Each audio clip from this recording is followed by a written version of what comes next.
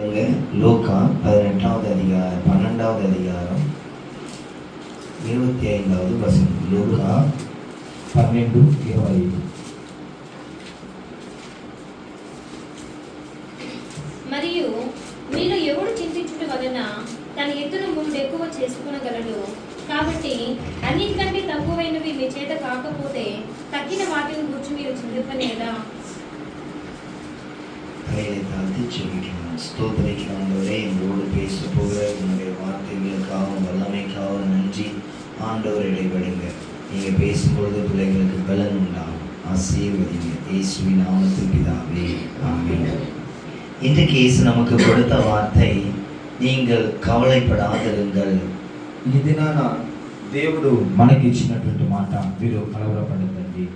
கவலைப்படுறதுனால ஒருவன் தன் சரீரத்தின் அளவோடு ஒரு முழம் கூட்டக்கூடுமோ?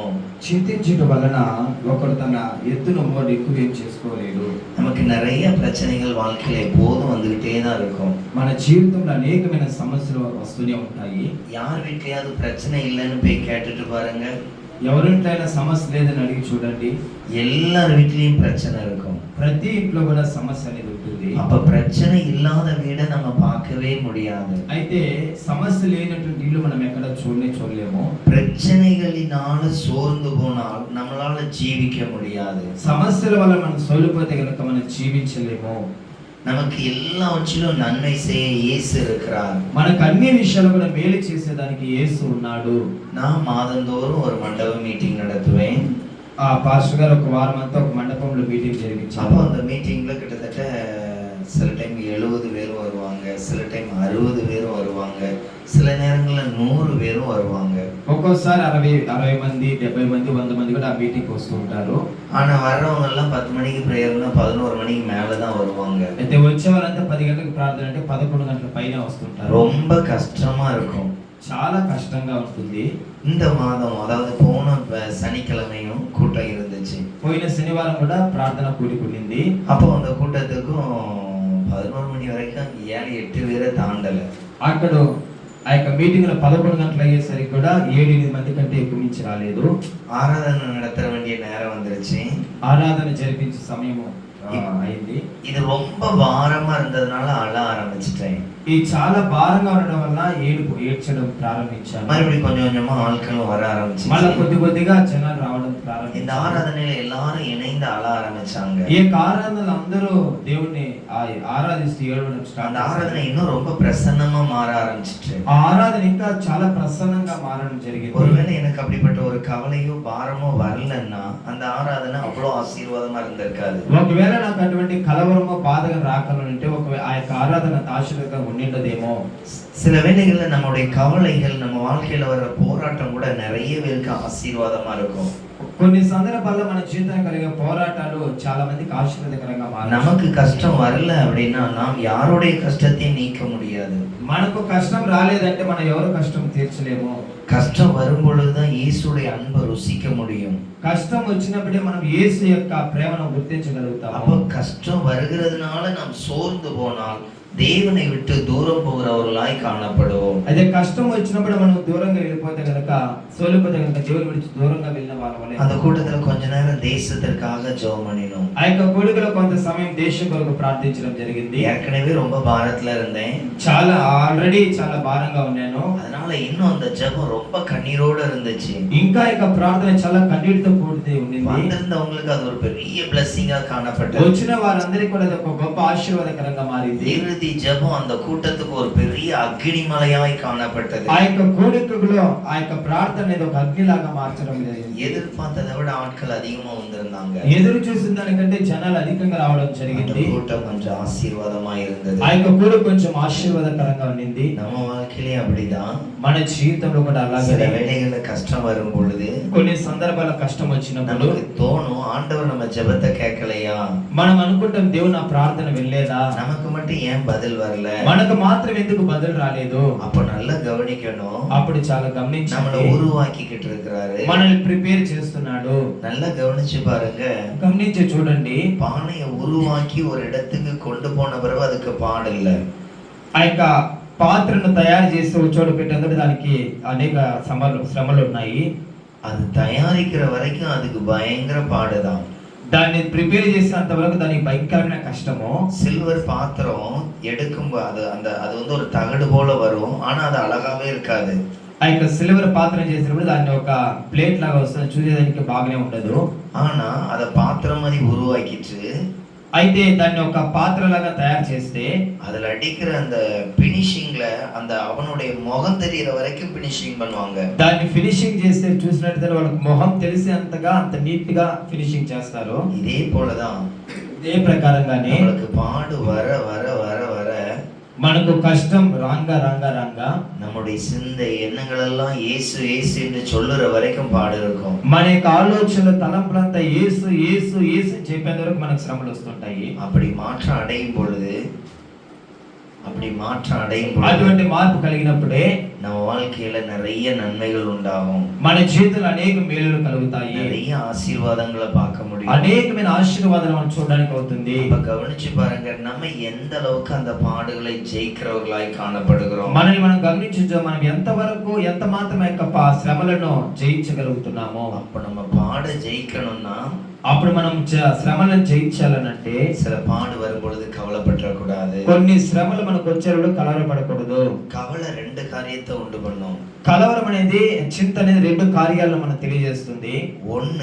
ఒకటి విశ్వాసத்தை இழக்க பண்ணும், విశ్వాసాన్ని దూరం చేస్తుంది. இன்னொன்னு రెండవదిగా అవిశ్వాసத்தை அறிக்கையிடும், అవిశ్వాసాన్ని అధికంగా చేస్తుంది. நமக்கு இது நடக்காது, మనకి ఇది జరగదు, நமக்கு అద్భుతం கிடைக்காது, మనకు అద్భుతం జరగదు. ஒன்றை மாத்திரம் கவனிக்கணும், ఒకటి మాత్రం గమనించండి, இயேசுவை கூடாத காரியம் ஒன்றுமே இல்லை. యేసు వలన జరగనటువంటి కార్యం ఏది కూడా లేదు. அப்ப இயேசு எல்லா அற்புதத்தையும் செய்வார். అయితే యేసు అన్ని రకాల అద్భుతాలుగా చేస్తాడు. கவலைப்படாதீங்க, కలవరపడద్దండి. இன்னைக்கு இயேசு அதைத்தான் சொல்ல விரும்புகிறார். ఈ దినాన్ని దేవుడు అద్దా చెప్పదలుచుకున్నాడు. கவலைப்படாதீங்க, చింతించద్దండి. நீங்க கவலைப்படாம இருந்தீங்கன்னா మీరు చింతించకుండా ఉన్నట్లయితే కనుక நிறைய அற்புதத்தை பார்க்கலாம். చాలా అద్భుతాలు చూడొచ్చు.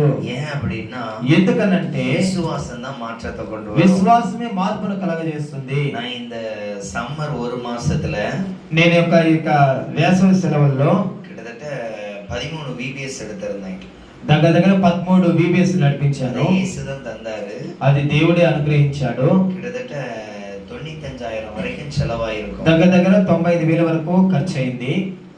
அவ்வளவு செலவுகளுக்கும் అంత ఖర్చులకు కూడా இயேசு தேவைகளை சந்தித்தார். దేవుడు ఆ యొక్క అక్కరలో సహాయం చేశాడు. ஒரு கட்டத்துல கூட இருக்கிறவங்க எல்லாம் சொன்னாங்க, మా దగ్గర ఉన్న వాళ్ళందరూ చెప్పారు, தேவையில்லாம எல்லா சர்ச்சிலையும் சும்மா நடத்திட்டாரேன்னு சொல்லக்கூடாது. ఏదో పని పాట లేకుండా అన్ని చర్చిల్లో జరిపిస్తానని చూడకూడదు, ఉండకూడదు. ஏன்னா ஒவ்வொரு சர்ச் முடிக்கிறதுக்கு 2000, 3000, 4000, சில சபை 6000 வரைக்கும் ஆச்சு, 5000 சம்திங் ஆச்சு.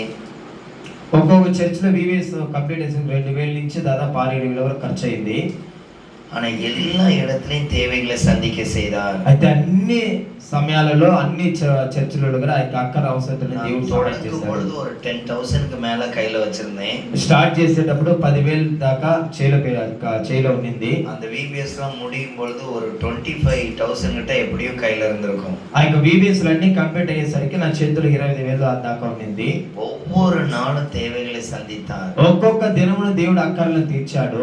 ஒரு நாளும் பணம் இல்லைன்னு கவலைப்பட்டதே இல்லை. ఒక రోజు కూడా డబ్బులు లేదని కలవరపడి చింతించిందే లేదు. அப்போ நான் என் தொடக்கத்துல இருந்தே இப்படி இருந்தேனா? అయితే నేను ప్రారంభం నుంచి ఇట్లా ఉన్నిందా? இல்ல, లేదు.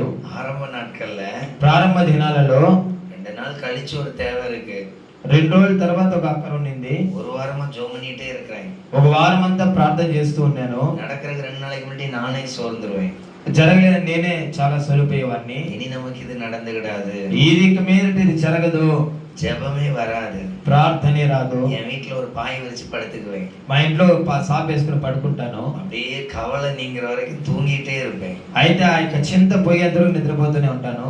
அதுக்கப்புறம் யாராவது வந்து ஏதாவது வார்த்தையை கொடுத்து எழுப்புவாங்க. ఆ తర్వాత ఎవరైనా సేవకులు ఎవరైనా వచ్చి కొన్ని మాటలు చెప్పి బలపరిచి వెళ్తుంటారు. இந்த கிறிஸ்மஸுக்கு முந்தின கிறிஸ்மஸ், ఈ యొక్క పోయినటువంటి క్రిస్మస్ కు முந்தின கிறிஸ்மஸ், అంత ముందు క్రిస్మస్ 2023 ఈ 2023 క్రిస్మస్ அப்போ என் கூட ஒரு தம்பி இருந்தான். అప్పుడు నాతో పాటు ఒక తమ్ముడు ఉన్నాడు. அவன் என் கூட ஊழியத்துல ரொம்ப உதவியா இருந்தான். అతడు నాకు సేవలో చాలా సహాయకరంగా ఉన్నాడు. இடையில அந்த அவன் எல்லாம் சேர்ந்து ஒரு சின்ன பிரச்சனை வந்துச்சு. చివర్లో వాళ్ళ వల్ల ఒక చిన్న సమస్య అనేది వచ్చింది. அவங்க பிஹேவியர் வித்தியாசமா இருந்துச்சு. వారి యొక్క బిహేవియర్ చాలా వ్యత్యాసంగా ఉండింది. அதனால ஒரு கட்டத்துல பேசி நீங்க இனி வர வேண்டாம் அப்படின்னு சொல்லி ஒரு 7, 8, 10 பேர்கிட்ட அப்படியே டீம் விட்டு போயிட்டாங்க. అయితే ఆ యొక్క సమస్యలు మాట్లాడి ఇంకా రావద్దని చెప్పి పంపించేసారు. அப்ப எல்லாருக்கும் தோணுச்சு இனி இவங்களால ஒண்ணும் செய்ய முடியாது. అందరూ ఒక 10 మంది ముందర ఆ మాట చెప్పేసరికి వాళ్ళందరూ అన్నారు ఇక మీరు నువ్వేం చేయలేవు. ஆனா நான் எப்படி ஜெபம் பண்ணேன் தெரியுமா? అయితే నేను ఎలా ప్రార్థన చేశాను తెలుసా? யாருக்கு முன்னாலேயும் விழக்கூடாது ஏசப்பா. ఎవరు ముందరగా నేను ఇది చేయకూడదు. என்ன ஆசீர்வதிங்க. నన్ను ఆశీర్వదించండి. எனக்கு திறமை இல்லைன்னு அவங்களுக்கு தெரியும். నాకు ఏం తేవాలో తెలుసు. அதனால அவங்க அப்படி நினைக்கிறாங்க. అందువల్ల వారు అలా అనుకుంటున్నారు. உங்களுக்கு எல்லாமே தெரியும் ஏசப்பா. అయితే మీకు అన్నీ తెలుసు ప్రభువా. இந்த கிறிஸ்மஸுக்கு ఈ క్రిస్మస్ కి என்னுடைய தேவைகள் பரிபூர்ணமா சந்திக்கப்பட்டது. నా యొక్క అక్కర్లన్నిటి సంపూర్ణంగా దేవుడు సంధించాడు. ஒரு வசனத்தை அடிப்பேன். ఒక వాక్యం బోర్డు ప్రింట్ చేస్తాము. 200 வரை அடிப்பேன். 200 వరకు అది ప్రింట్ చేస్తాము. அந்த 200 எனக்கு மீதமே இருக்கும். ఆ 200 కంటే ఇంకా ఎక్కువగానే అవసరం అవుతుంది. ஆனா இந்த வருஷம் 500 அடிக்க சொன்னாரு. అయితే ఈ సంవత్సరం 500 ప్రింట్ చేసాము. அதுக்கு 30,000 ஆச்சு. దానికే 30,000 దాకా ఖర్చు అయింది. ஆனா అయితే 1 lakhக்கு மேல காணிக்க வந்துச்சு. అయితే 1,00,000 రూపాయలకు పైనే కానుక వచ్చింది. ஒரு நாள் கூட பணம் இல்லைன்னு சொல்லி கவலைப்படவே. ఒక రోజు కూడా డబ్బు లేదని చెప్పేసి చింతించిందే లేదు. சில வேளைகள்ல யாரும் இல்லங்கும் பொழுது ரொம்ப உடைஞ்சு போயிரும். అయితే కొన్నిసార్లు ఏమీ లేదన్నప్పుడు చాలా ఇదే బాధపడుతుంటాము. ஆனா லைஃப்ல இயேசு இருந்தா போதும் நிறைய ஆசீர்வாதம் உண்டு. అయితే జీవితంలో యేసు ఉంటే అనేకమైన ఆశీర్వాదం మనకి இயேசு చూస్తాము. எல்லா இடத்துலயும் உங்களுக்கு உதவி செய்வார். యేసు అన్ని సమయాల్లో మీకు సహాయం చేస్తాడు. அப்ப நமக்கு எப்போதும் தோணணும், అప్పుడు మనకి ఎప్పుడు అనిపించాలి இயேசு என் கூட இருக்கிறாரு. యేసు నాతో కూడా ఉన్నాడు.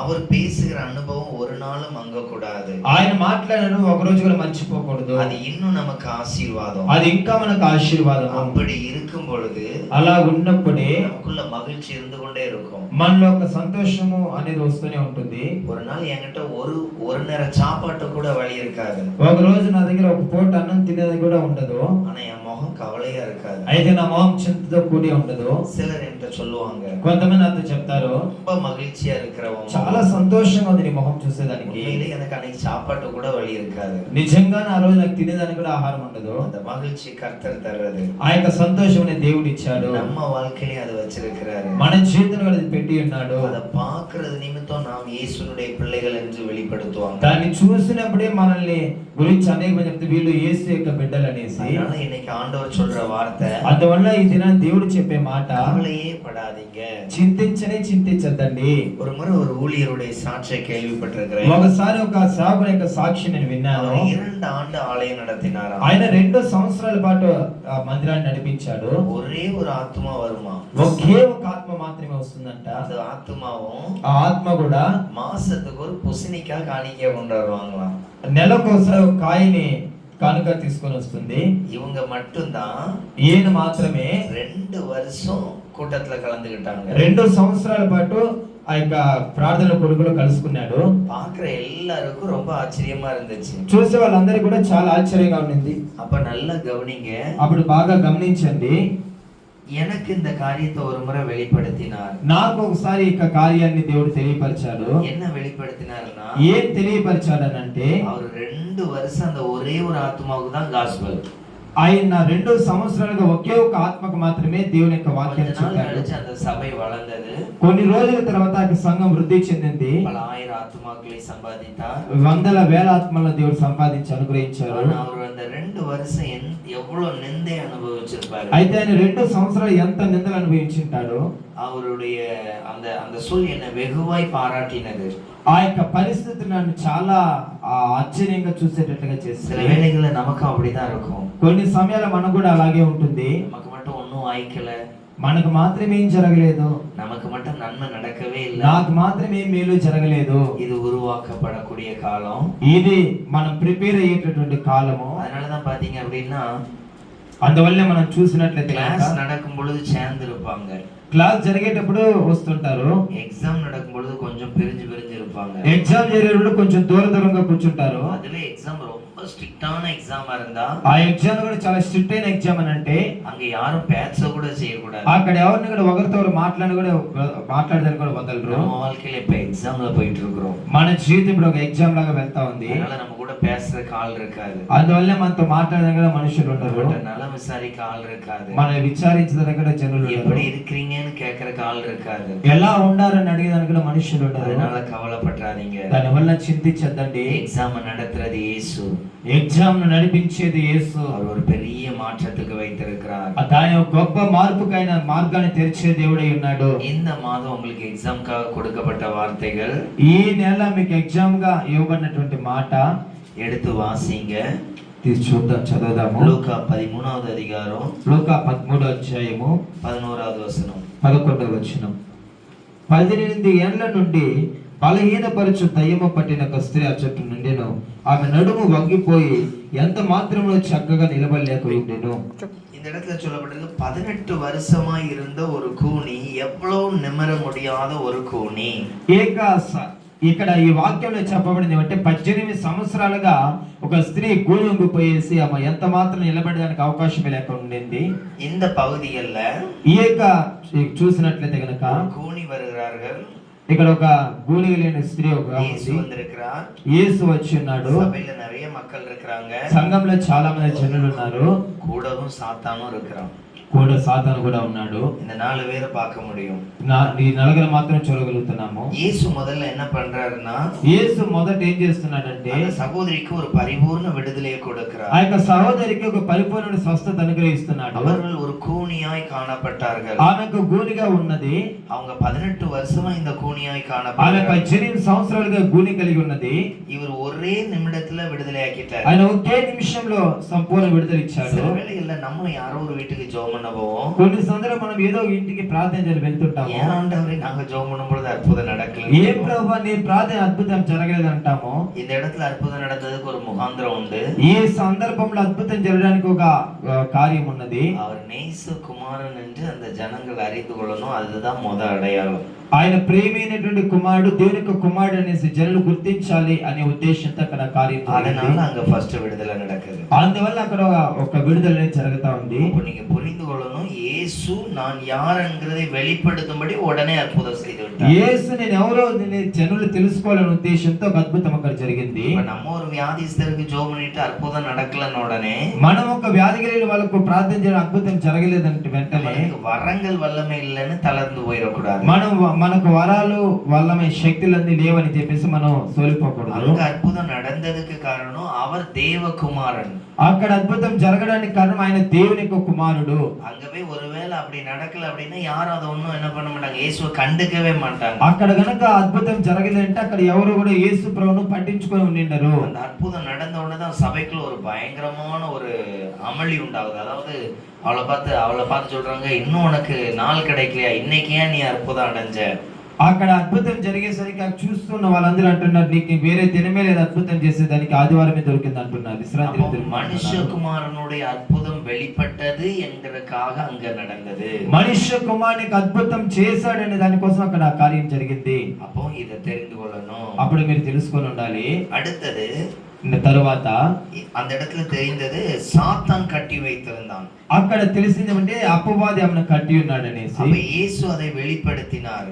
యేసు అది బయలుపరిచాడు. அப்ப గమనించండి, அங்க என்ன பிரச்சனை இருக்குன்னு தெளிவாய் தெரிந்து கொள்ளுகிற திறமை இருக்க வேண்டும். అక్కడ ఏ సమస్య ఉందనేసి మనం క్లారిటీగా తెలుసుకునేటువంటి కృప మనకు కలిగి ఉండాలి. வேதம் சொல்லுகிறது அது வரங்கள் என்று சொல்லுகிறது. వాక్యం చెప్తుంది వరములు అనేసి. அப்ப நம்மளுடைய வாழ்க்கையிலயும் మన జీవితంలో நாம இப்படி இருக்கிறதுக்கும் இல்ல நம்ம இருக்கிற குறைவுகளுக்கும் మనం ఉండేదానికి మనకు మన జీవితంలో కొన్ని కొరతలకును என்ன ரீசன் தெரிந்து கொள்ளணும். ఏం కారణం అనేది మనం తెలుసుకోవాలి. என்னைக்கு நம்மள ఉయర్త போறாருன்னு தெரிந்து கொள்ளணும். ఎందుకు మనం ఎప్పుడు మనల్ని దేవుడు దృష్టిలోకి తీసుకుని மாற்றம் தர போறாருன்னு தெரிந்து கொள்ளணும். ఏ మార్పు మనలో కలగాలని తెలుసుకోవాలి. இன்னைக்கு நடக்க போறது மட்டும் பேசுறது இல்ல. దేవుడు ఈ దినాన జరిగేది మాత్రమే మాట్లాడలేదు. 5 வருஷத்துக்கு அப்புறம் என்ன மாற்றம் நடக்கும்ங்கறது, 5 సంవత్సరాల తర్వాత ఏ మార్పు కలుగుతుందో కూడా మాట్లాడేవాడు. మోసే கிட்ட இன்னைக்கு நடக்கிறத பேசல. మోషే దగ్గర ఈ దినాన జరిగేది మాట్లాడలేదు. 40 வருஷம் கழிச்சு கானானுக்குள்ள போறத பேசுறாரு. 40 40 సంవత్సరాల తర్వాత కానానికి వెళ్ళే విషయం గురించి మాట్లాడుతున్నాడు. அப்ப நம்மகிட்டயும் அப்படி பேசுவாரு. మన దగ్గర కూడా అలాగే మాట్లాడతాడు. என்னென்ன நடக்க போகுதுங்கறத பேசுறாரு. ఏమేం జరగబోతుందో మాట్లాడతాడు. இங்க இந்த இடத்துல வந்து அதத்தான் சொல்றாரு. ఏ సందర్భంలో ఇక్కడ అదేదా చెప్తున్నాడు దేవుడు. 18 வருஷமா சாத்தான் கட்டி வைத்திருந்தான். 18 సంవత్సరాలుగా అపవాది కట్టి ఉన్నాడు. அப்ப நமக்கு ஒரு நன்மை நடக்கல அப்படின்னா ஏன் என்பதை தெரிந்து கொள்ளணும். అప్పుడు మన జీవితంలో ఒక మేలు జరగలేదంటే ఎందుకు అనేది మనం తెలుసుకోవాలి. அப்போ இது தெரிந்தால் అప్పుడు ఇది మనం తెలుసుకున్నట్లయితే நமக்கு அவ்வளவு சீக்கிரத்துல கவலை வராது. మన అంత త్వరగా కలవరం చింత అనేది రాదు. ஏன் அப்படின்னா ఏమనంటే ரீசன் இதுதான். కారణం ఇదే. இந்த காரணத்தின் நிமித்தம் எனக்கு இப்படி ஒரு சூழ்நிலை இருக்குது. ఏ కారణం వలన నాకు ఈ పరిస్థితులు ఉంది. ஒரு நாள் அதை கம்ப்ளீட்டா மாற்றுவார். ఒక రోజు దాన్ని సంపూర్ణంగా క్లియర్ చేస్తాడు దేవుడు. அப்ப இயேசு அந்த இடத்துல வந்த உடனே యేసు స్థలంలో వచ్చిన அந்த వెంటనే அம்மாவுக்கு விடுதலை கொடுத்துட்டாரு. ఆమెకు విడుదల ఇచ్చాడు. இப்ப அந்த అమ్మ நம்புது இவர்தான் தேவனுடைய குமாரன் என்று. ఆమె చెప్తాంది ఈయనే దేవుని యొక్క కుమారుడు అని చెప్తా ఉంది. ஏன்னா அந்த அம்மாவுக்கு தெரியும் இது ஒரு வியாதின்னு. ఏమనంటే అమ్మ కూడా తెలుసు ఇది ఒక వ్యాధి అని. ஆனா இயேசு சொல்றாரு இது சாத்தானுடைய கட்டு. యేసు చెప్తున్నాడు ఇది సాతాన్ యొక్క కట్టు అంటున్నాడు. அப்ப ரெண்டுக்கும் என்ன ஒரு வித்தியாசம் இருக்குது. అక్కడ ఏమొక వ్యత్యాసం ఉన్నదనంటే ஏன்னா அந்த அம்மா அங்க எங்கேயுமே அலக்கழிச்சு ஆடவோ ஓன்னு கத்தவோ செய்யவே இல்லை. ఆమెకు ప్రార్థన చేయనప్పుడు ఆమె ఆడేదు. ఆ యొక్క దెయ్యం పట్టిన వాళ్ళు ఎలా ఆడతారు అలంతా ఏం ఆమె చేయలేదు. நம்ம பார்வையில் ஒரு பிசாசுனா ஆடுனாதான் பிசாசுன்னு சொல்லுவோம். మన యొక్క కనుదృష్టిలో ఎలా ఉంటుంది దెయ్యం పట్టిన వాళ్ళంటే ఆడేది మాత్రమే తెలుస్తుంది. அப்ப இந்த அம்மா கூனியா இருக்கிற காரணமும் பிசாசு தான். ఆమె గూనిగా ఉండడానికి కారణం కూడా పిశాసే. ஆனா இயேசு விடுதலை ஆக்குன பிறகு சொன்னாரு 18 வருஷமா சாத்தான் என்ன பண்ணி இருக்கிறான் కట్టి வைத்திருக்கிறார். అయితే యేసు సంపూర్ణంగా విడుదల ఇచ్చిన తర్వాత చెప్తారు 18 సంవత్సరాలుగా సాతాను ఏమని కట్టినాడు అనేసి. இயேசுவுக்கு தெரியுது இது பிசாசின் கிரியைகள். అప్పుడు యేసుకు తెలుస్తుంది ఇది యొక్క పిశాచ యొక్క క్రియ అని. அப்ப நல்லா கவனிங்க. బాగా గమనించండి. உங்க வாழ்க்கையிலும் మీ జీవితంలో பிசாசு சில வேளைகள்ல தடைகளை கொண்டு வருவான். అపవాది కొన్ని సందర్భాల్లో కొన్ని ఆటంకాలు తీసుకొని அதை వస్తుంటాడు. எப்படி ஜெயிக்கணும், అది ఎలాగ మనం జయించాలి, அதுக்கு நம்ம ஆயத்தப்படணும். దాని కొరకు మనం ఆయుధపడాలి. இந்த అమ్மா விடுதலை பெற்றாச்சு. ఆ అమ్మ విడుదల పొందుకొనింది. இயேசுடைய திட்டம் நிறைவேறிட்டு. యేసు యొక్క చిత్తం నెరవేరింది. அவருடைய திட்டம் என்ன? ఆయన యొక్క చిత్తం ఏంటి? நான் தேவனுடைய குமாரன் என்று இந்த ஜனங்கள் அறிந்து கொள்ளணும். నేను దేవుని యొక్క కుమారుడనేసి జనులు తెలుసుకోవాలనేసి ఆయన యొక్క చిత్తం. ஏன்னா எல்லாருக்கும் அவர் யோசேப்புனுடைய பிள்ளை. ఎందుకంటే ఆయన అందరి కను దృష్టిలో యేసేపు యొక్క కుమారుడే. இவங்க அப்பா கூட இவன் என்ன வேலை பார்த்துட்டு பர்னிச்சர் வேலை பார்த்தான். వాళ్ళ తండ్రితో పాటు ఆయన ఏం చేస్తున్నాడు ఫర్నిచర్ చేస్తా ఉన్నాడు. தம்பி தங்கச்சிலாம் நம்ம ஊருக்குள்ளதான் இன்னும் சுத்திட்டு அலைகிறாங்க. వీళ్ళ తమ్ముడు చెల్లెలంతా మన ఊర్లో చుట్టూనే తిరుగుతా ఉన్నారు. இயேசுக்கு 15 வயசு இருக்கும்போது சில நபருக்கு தெரிஞ்சிருக்கும். యేసుకు 15 సంవత్సరాలు వచ్చినప్పుడు కొంతమంది తెలిసినట్టుంది. அப்ப அவரு போய் நான் தேவகுமாரன் சொன்னா யாராவது ஒத்துக்குவாங்களா? ఆయన వెళ్ళి నేను దేవుని యొక్క కుమారుడు అని చెప్పి ఎవరైనా ఒప్పుకుంటారా? ஒத்துக்க மாட்டாங்க. ఒప్పుకోరు ఎవరు. அப்ப நல்லா கவனிங்க. ఇప్పుడు బాగా గమనించండి. இயேசு அதுல அப்படி அற்புதம் செஞ்சாதான் இல்லப்பா இவர் வந்து தேவகுமாரன் தாங்கிறது என்ன பண்ணோம்? యేసు అటువంటి అద్భుతం చేస్తేనే ఆయన దేవుని కుమారుడు అనేసి జనులు చెప్తారు. எல்லாருக்கும் தெரியும், అందరికీ తెలుస్తుంది. அப்ப இன்னைக்கு அதத்தான் என்ன பண்றாரு? ఈ దిన అదే దేవుడు చెప్తున్నాడు, செய்கிறார். ఆయన చేస్తున్నాడు. வாழ்க்கையிலயும் మన జీవితంలో కూడా சில வேளைகள்ல కొన్ని పరిస్థితుల్లో நம்மளை கர்த்தருடைய பிள்ளைகள் என்று உருவாக்குறதுக்கு சில ஒர்க் பண்ணுவாரு. మనము దేవుని యొక్క పిల్లలమని చెప్పేసి చెప్పేదానికి మనల్ని కొన్ని రీతిగా ప్రిపేర్ చేస్తాడు. சில வேளைகள்ல கொஞ்சம் டே ஆகும். కొన్ని సందర్భాల్లో కొన్ని రోజులు జరుగుతాయి. அந்த டே வர்றதுக்காக காத்திருக்கணும். ఆ యొక్క దినం వచ్చేంత వరకు మనం వెయిట్ చేయాలి. அதுக்கு நம்மளை இன்னும் ப்ரிப்பேர் பண்ணணும். దాని కొరకు మనం ఇంకనూ మనం ప్రిపేర్ అవ్వాలి. அப்ப பண்ணும் பொழுது நம்மளை கொண்டு பெரிய காரியத்தை செய்வார். అలా మనము ప్రిపేర్ అయిన తర్వాత మనల్ని పెట్టుకుని దేవుడు గొప్ప కార్యాలు చేస్తాడు. இன்னைக்கு நம்ம வாழ்க்கையில ஒரு அற்புதத்தை ఈ செய்வார். దినాన మన జీవితంలో కూడా అద్భుతాన్ని ఆయన చేస్తాడు. நம்ம கவலை மாறணும் அப்படின்னா మన చింత మారాలనంటే புதிய புதிய அற்புதம் நடக்கணும். కొత్త కొత్త అద్భుతాలు జరగాలి. அப்ப இயேசு கிட்ட நம்ம கேட்க வேண்டிய ஜெபம் எப்படி இருக்கணும்? మనము యేసు దగ్గర అడిగే ప్రార్థన ఎలా ఉండాలి? மாற்றம் வரட்டும் యేసప్పா. మార్పు కలగాలి ప్రభువా. என் வீட்ல அற்புதம் நடக்கட்டும் మా యేసప్పா. జీవితంలో అద్భుతం జరగాలి ప్రభువా. நடக்கிற வரைக்கும் கண்டினியூவா ஜெபம் பண்ணணும். అది జరిగేంత కంటిన్యూగా ప్రార్థన చేయాలి. ஜெபம் பண்ணும்போது கட்டாயம் ஒரு அசைவை தருவார். మనం ప్రార్థించినప్పుడు ఖచ్చితంగా మార్పును ఆయన కలిగిస్తాడు. இயேசு நமக்கு அற்புதம் தரும்படியாக தான் நம்மளை தெரிந்து கொண்டிருக்கிறார். యేసు మన జీవితం అద్భుతం చేసేటట్టుగా మనల్ని తెలుసుకొని ఉన్నాడు. உடனே அற்புதம் செஞ்சிட்டாரு. వెంటనే అద్భుతం చేశాడు అక్కడ. நமக்கு உடனே விடுதலை. ఆ అమ్మకు వెంటనే విడుదల జరిగింది. 18 வருஷம் பாடு ஒரு நொடி பொழுதுல மாறிட்டு. 18 సంవత్సరాల యొక్క శ్రమ ఒకే సెకండ్లో మారిపోయింది. இன்னைக்கு நம்மள கொண்டு அப்படி சில வேலைகள் வைத்திருக்கிறார். ఈ దినం మనల్ని పెట్టుకున్న అటువంటి కార్యాలు దేవుడు చేస్తాడు. యేసు நம்மையும் சில இடங்களில் நாம் தேவனுடைய பிள்ளைகள் என்று விளங்க பண்ணத்தக்கதாக நமக்கு இயேசு அற்புதம் செய்வார். యేసు కొన్ని పరిస్థితుల్లో కొన్ని సమయాల్లో మనము కూడా పలానా వాళ్ళు దేవుని యొక్క కుమారులు దేవుని యొక్క కుమార్తెలు చెప్పేటట్టుగా దేవుడు కొన్ని కార్యాలు చేస్తాడు. இதுக்கு நம்மளுடைய ஆயத்தம் என்னென்ன? దీనికి మనము ఎలాగ సిద్ధపడాలి? முதல்ல நம்ம நிறைய நேரம் ஜெபிக்கிறவங்களா இருக்கணும். ఫస్ట్ గా మనము ఎక్కువగా ప్రార్థించే వాళ్ళగా ఉండాలి. ஜெபிக்கிற நம்ம கிட்ட ప్రార్థించే మన దగ్గర குறைகள் இல்லாத ஒரு வாழ்க்கையாய் மாத்திக்கொள்ளணும். కొరతలు లేనటువంటి ఒక జీవితం మనం కలిగి ఉండాలి. நிறைய குறைகள் இருக்கத்தான் செய்யும். మన దగ్గర చాలా కొరతలు ఉండేది ఖచ్చితంగా ఉంటాయి. ஆனா அந்த குறைகள் மாறவே இல்லை அப்படின்னா, అయితే యొక్క కొరతలు మారలేదు అని అంటే நம்ம வாழ்க்கையில அற்புதங்களை பார்க்க முடியாது. మన జీవితంలో అద్భుతాలు మనం చూడలేము. கோபம் இருக்கும், కోపం ఉంటుంది, யாராவதுக்கு மேல நம்ம ஒரு குற்றப்படுத்தின ஒரு செய்கை இருக்கும், ఎవరైనా కొంత మీద కుట్రగలిగిన మాటలు కొన్ని ఉంటాయి. அது நம்ம மனசுக்குள்ள அப்படியே இருந்தா அற்புதம் நடக்காது. అది మన మనసులో అలాగే ఉంటే అద్భుతం జరగదు. எல்லார்ட்டையும் ஒப்புரவாகணும். అందరికీ మనము ఇదిగా ఉండాలి. நேசிக்கிற இருதயம் வேணும். అందరినీ ప్రేమించే హృదయం కావాలి. கட்டாயம் நம்மளை இயேசு ஆசீர்வதிப்பார். ఖచ్చితంగా యేసు మనల్ని நம்ம ఆశీర్వదిస్తాడు. ஜெபம் நிறைய நேரம் வரும் பொழுது, మన ప్రార్థన అధిక సమయం ఎక్కువగా ఉన్నట్లయితే இயேசு நம்ம கிட்ட பேசுறத நம்மளால பார்க்க முடியும். యేసు మన దగ్గర మాట్లాడి మనం చూడగలుగుతాము. அப்ப அந்த அளவுக்கு நம்ம கிட்ட ஜெபம் இருக்கணும். కాబట్టి మనం అంతగా మనం ప్రార్థన ఉండాలి. சரி, எவ்வளவு நேரம்லாம் ஜெபம் பண்ணா அந்த ஜெபம் நல்லா இருக்கும். ఎంతసేపు ప్రార్థన చేస్తే ఇక ప్రార్థన బాగుంటుంది. அப்ப அந்த ஜெபம் எப்படி நம்ம செய்யணும்? మనం ఆ ప్రార్థన ఎలాగ చేయాలి? நல்லா கவனிங்க.